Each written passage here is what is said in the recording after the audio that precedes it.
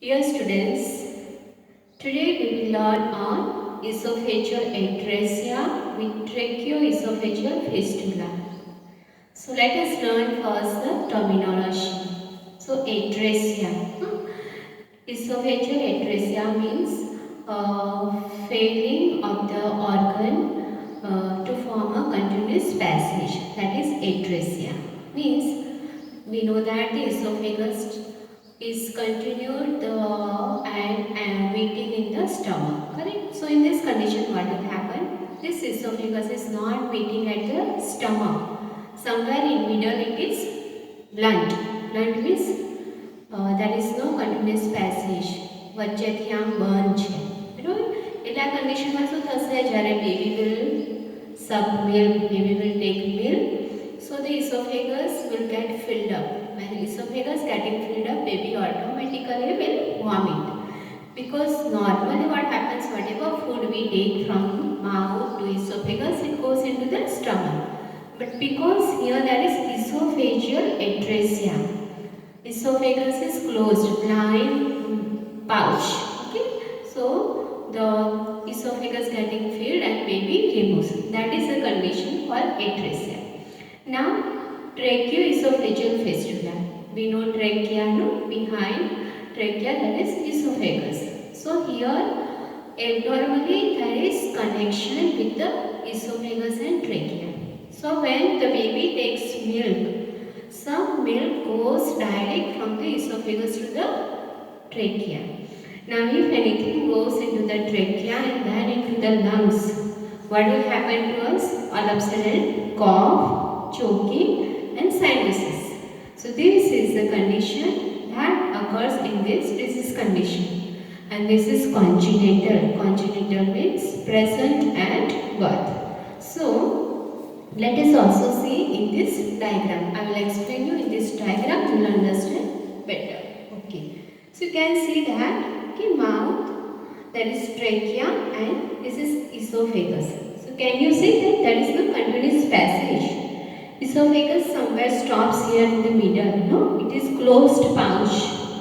And you see the connection. The trachea and the esophagus is having connection. So because of this connection, whatever milk baby will take, some of that will enter into the trachea and then into the lungs, and thus causing respiratory distress to the baby. So this is very serious condition. So let's see about this condition. So atresia is the failure of esophagus to form a continuous passage, as I explained to you, from pharynx to the stomach during the embryonic development. This abnormality occurs, no, during the embryonic development. So it is usually associated with the tracheoesophageal fistula, as I explained already. Let's see the causes, why it occurs, the reason. So the exact cause is unknown. We do not know why it occurs. Then the contributing factors are genetic factors, teratogenic stimuli like radiation, X-ray exposure. During the pregnancy, when mother has exposure to radiation or X-ray, this can arise. Also, there is environmental factors. There are many environmental factors when the mother has torch infection or some other infection. Also, when the baby is having prematurity or low birth weight baby, or multiple congenital anomaly like Vecteral. Vecteral means vertebral, anorectal malformation, cardiac, tracheoesophageal, renal and limb anomalies.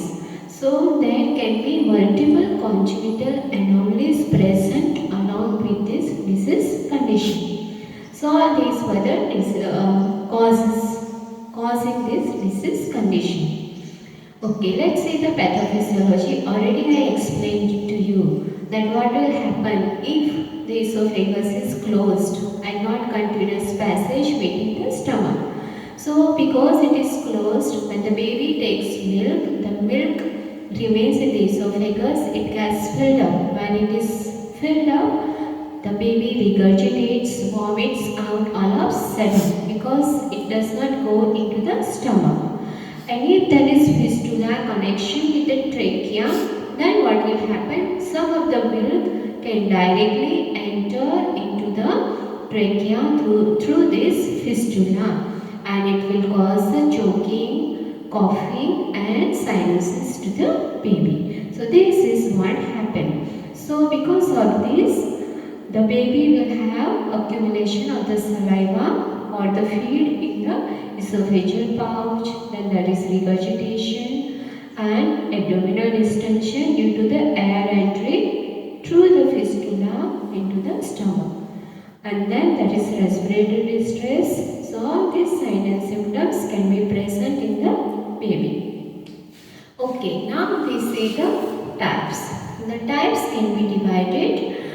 Types, it can be classified based on the situation of the fistula, trachea and esophagus fistula. Okay, so there are mainly 4 types: first, second, third, fourth and fifth. Okay, so the first esophageal atresia without esophageal, without tracheoesophageal fistula. So here only the atresia is there. Trachea is complete okay. Okay, so this is the first. So here the baby takes feed, it will not enter into the stomach directly, baby vomits. So that is the first. But it is esophageal atresia without fistula. So this is the very first condition. Now the second condition, esophageal atresia. Okay, atresia is there. You can see no, with tracheoesophageal fistula. Okay, here you can see the fistula or the connection with the trachea. But here there is in the upper part. Can you see the upper part is having connection? So this is the second type. In second type, it is esophageal atresia with tracheoesophageal fistula in the upper part. The third type, there is the esophageal atresia is there, but there is the connection between the trachea also, fistula is there, but here it was in the upper part, now it is in the lower part. Can you see? So that is the third type. Now the fourth type, what happens? There is the fistula or connection with the trachea in the upper part as well as lower part also. So the both upper and lower segment of the esophagus is having connection with the trachea. So that is the fourth type, and the fifth type, as we can see in the diagram, that it's set in the middle of the esophagus and trachea, there is connection. Okay, so more or less looks like H, no? Alphabet H. So it is called the H type. Okay, so these are the types. Okay, sometime in exam they can ask that classify the types of esophageal atresia and fistula. Then you have to draw the diagram and explain it. It is very easy. Okay, now we see the clinical manifestation or sign and symptoms. So there are 3C present. 3C means what? Coughing, choking, and then there is sinuses.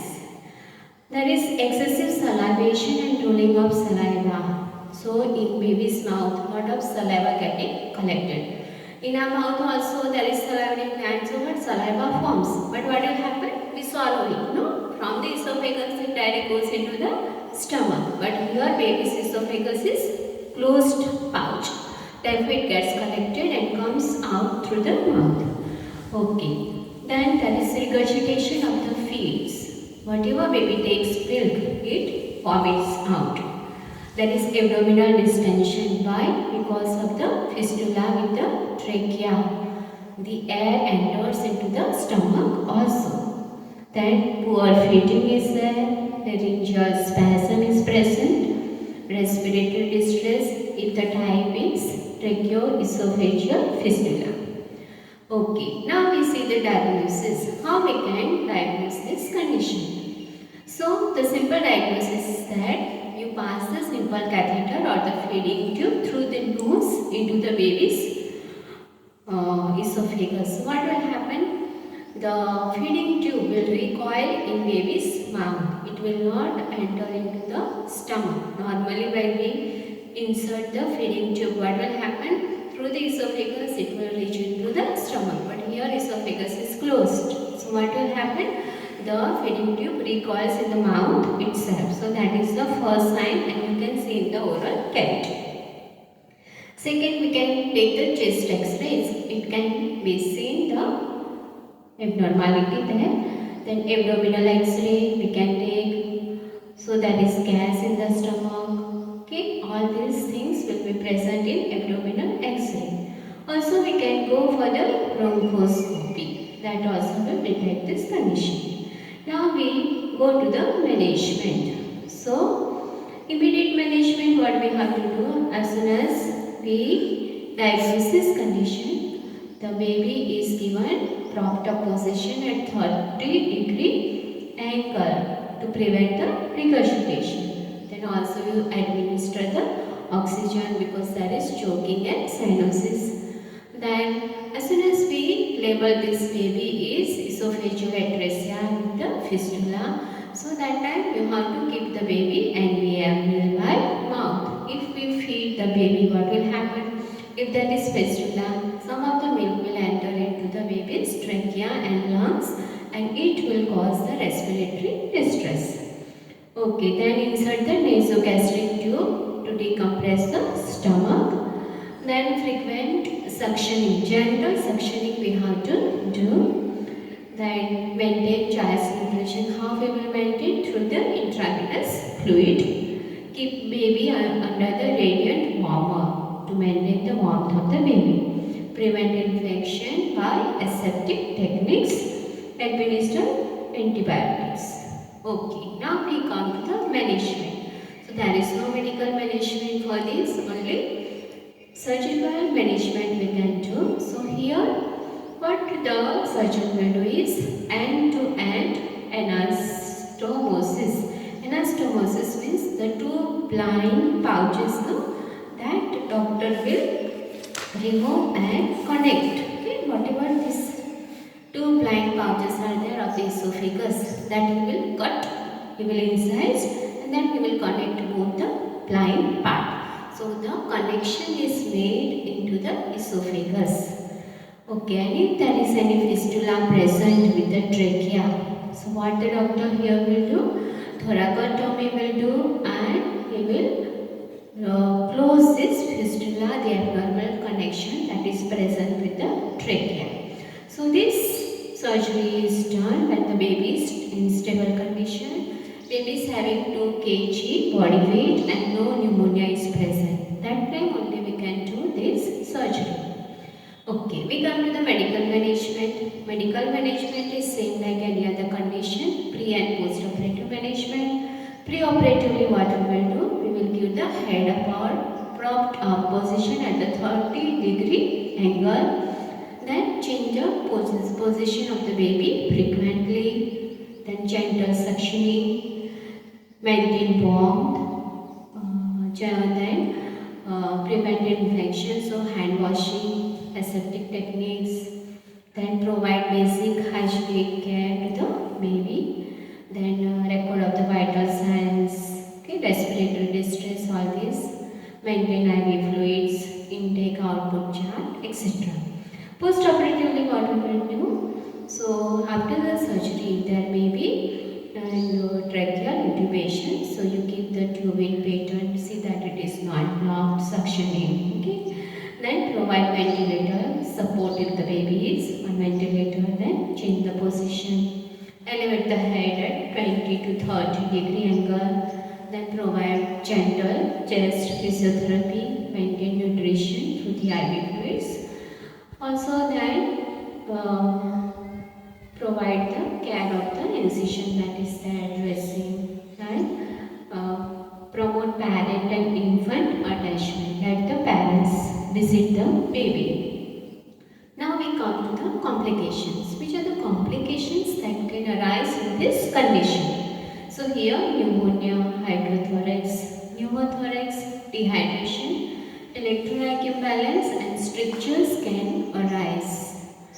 Now we come to the nursing diagnosis. The nursing diagnosis that can be made in this condition is ineffective airway clearance due to the secretions present, then imbalanced nutrition related to the vomiting or the atresia, pain related to the surgical interventions, risk for infection related to the hospital procedures, risk for aspiration is said, then ineffective family coping because of the child's fear and anxiety. So that's all with this condition. I hope you must have understood this condition.